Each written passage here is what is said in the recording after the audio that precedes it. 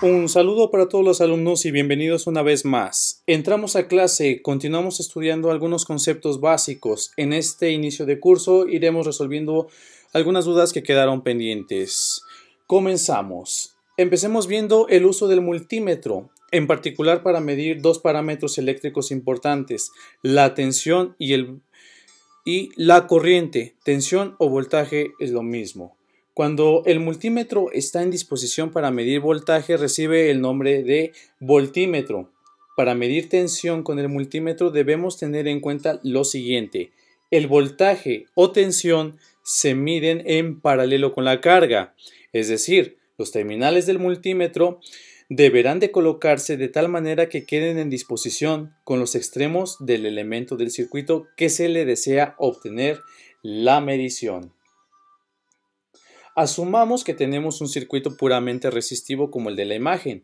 Si queremos obtener las caídas de tensión de las resistencias R1 y R2, ponemos en disposición el multímetro como voltímetro y colocamos un extremo del multímetro o voltímetro en este caso ahora en uno de los extremos de la resistencia R1 y el segundo terminal con el otro extremo. Recordemos que el sentido de la corriente nos definirá la polaridad que adquiera el elemento, en este caso el elemento resistivo, por lo que obtendremos una tensión asociada a esta resistencia que la llamaremos V1. Si queremos medir la tensión de la resistencia R2, colocamos el voltímetro con el terminal positivo o el terminal rojo donde entrará primero la corriente y el terminal común o terminal negro en el otro extremo. De tal manera que tendremos una medición V2 asociada a la resistencia R2. Ahora, cuando el multímetro está en disposición para medir corriente, recibe el nombre de amperímetro. Para medir corriente con el multímetro, debemos tener en cuenta lo siguiente: la corriente se mide en serie con la carga. Nuevamente, asumimos que tenemos un circuito puramente resistivo. Para el caso de estudio, vamos a medir la corriente que fluye a través de las resistencias R1 y R2. Entonces ponemos en disposición nuestro multímetro en modo amperímetro. Para el caso particular, observamos que las resistencias se encuentran en serie. Entonces, recordemos que la corriente en un circuito en serie es la misma en cada elemento. Como recomendación, para medir corriente, abrimos el circuito y colocamos un terminal del amperímetro en uno de los extremos abiertos y el otro terminal con el otro extremo, de tal manera que el instrumento queda en serie con el resto de los elementos. Aquí, un pequeño paréntesis a modo de comentario.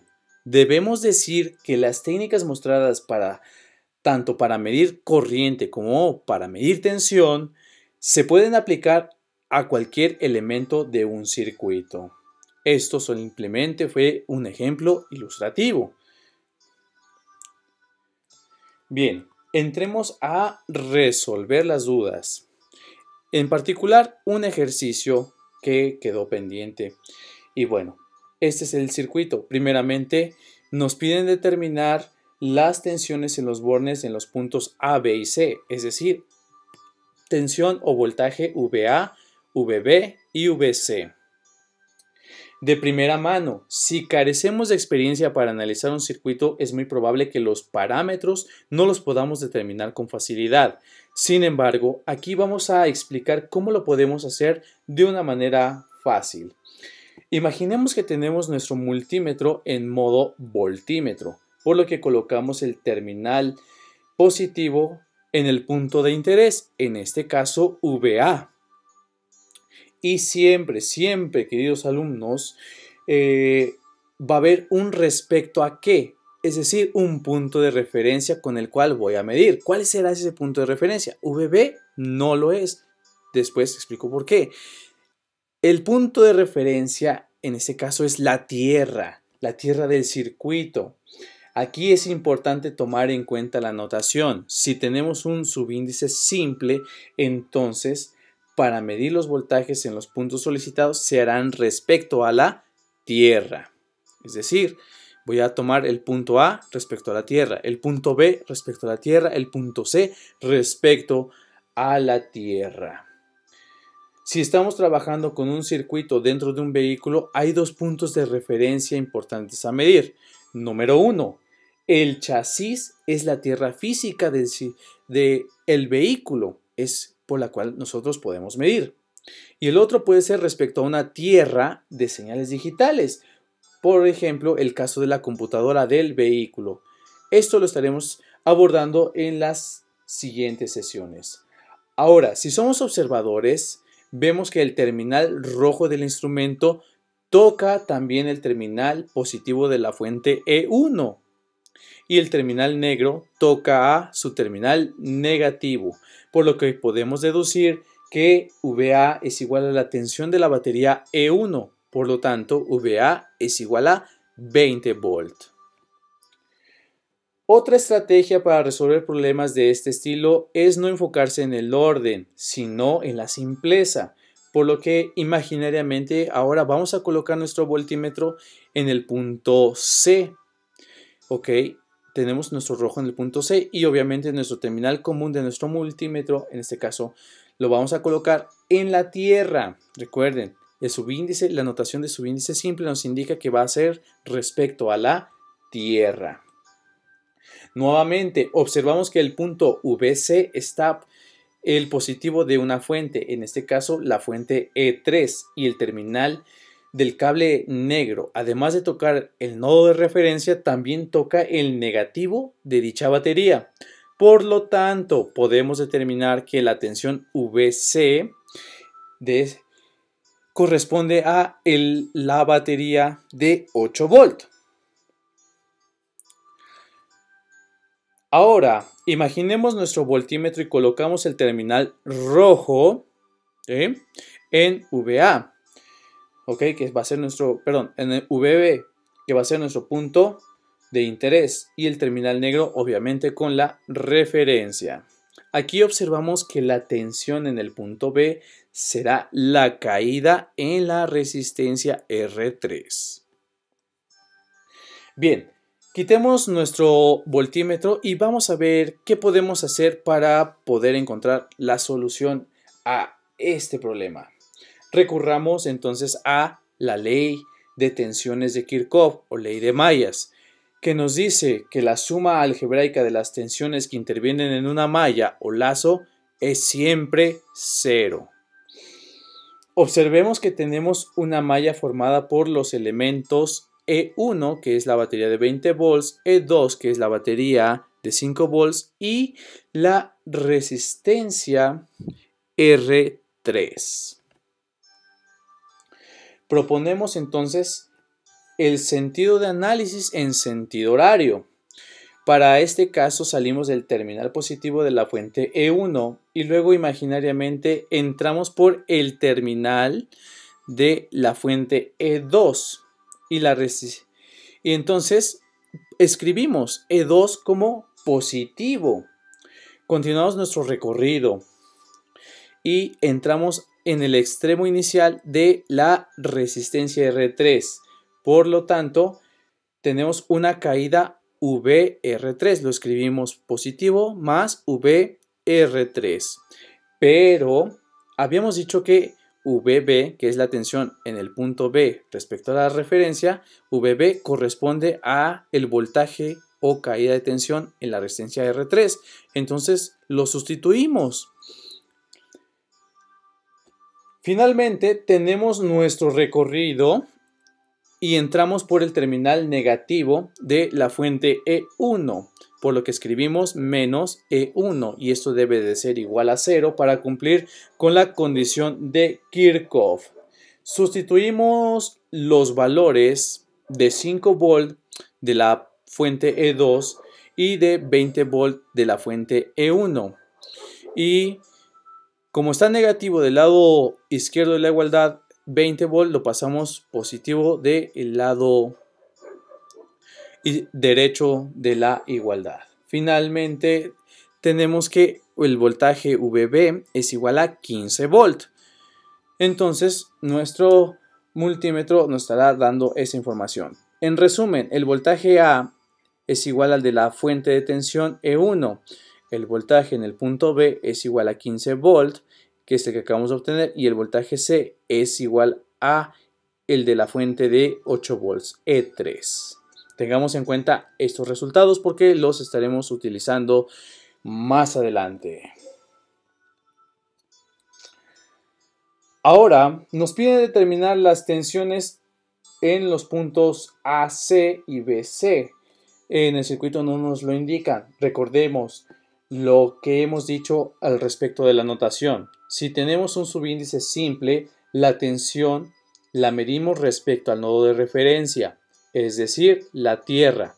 Pero si nos encontramos con un subíndice doble, vamos a medir respecto al terminal que nos indique la segunda letra.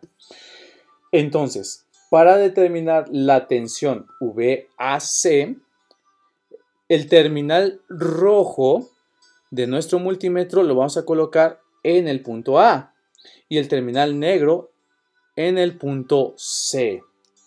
De tal manera que esto matemáticamente lo vamos a definir y lo vamos a expresar como VAC va a ser la diferencia que hay desde el punto A menos lo que hay en el punto C.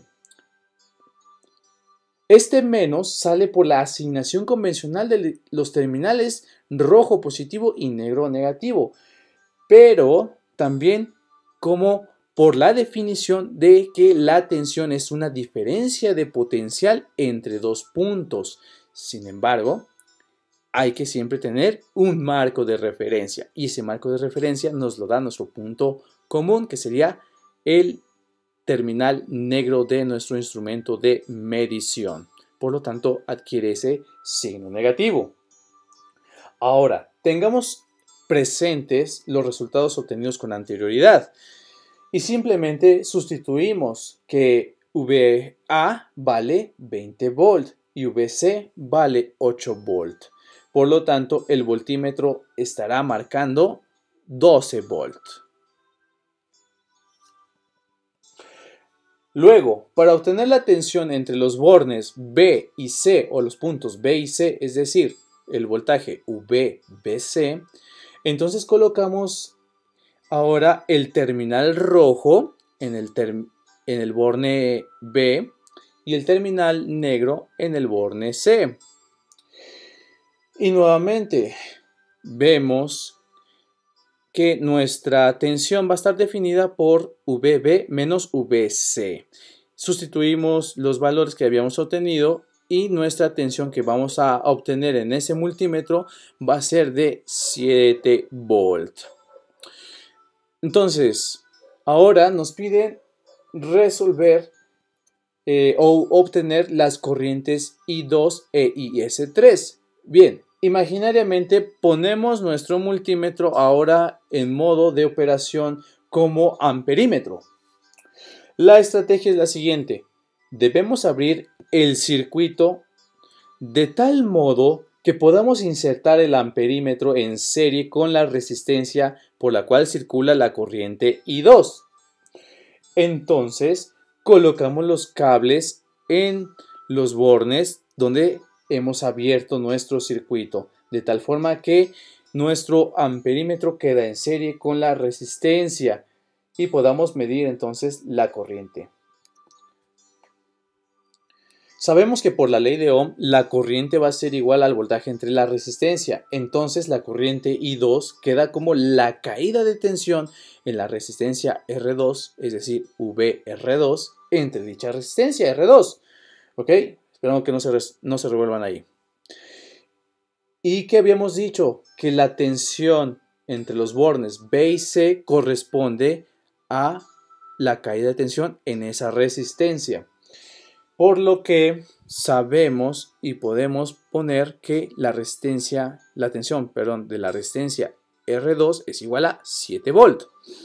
Simplemente sustituimos valores y decimos que la corriente I2 corresponde a 1.75 amperes.